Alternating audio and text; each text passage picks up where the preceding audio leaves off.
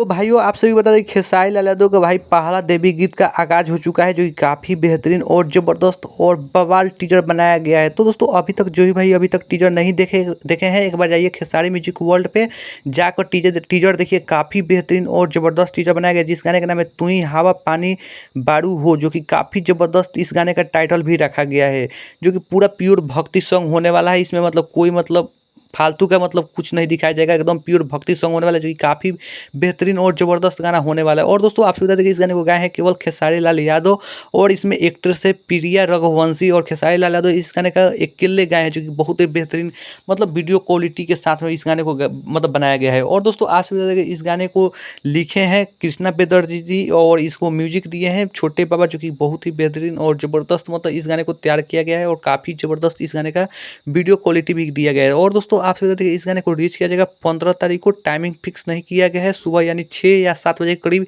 इस गाने को आप सभी के बीच रिलीज कर दिया जाएगा। और खेसारी लाल यादव का इस साल का पहला देवी गीत है, देखते हैं कैसा है कैसा नहीं। और लेकिन वीडियो क्वालिटी से टीजर में लग रहा है कि काफ़ी ज़बरदस्त और बवाल गाना होने वाला है। तो दोस्तों आप सभी को क्या लग रहा है कमेंट में बताइएगा और वीडियो अच्छा लगे तो चैनल को लाइक कीजिए, सब्सक्राइब कीजिए, शेयर कीजिए। फिर मिलते हैं किसी नेक्स्ट वीडियो में।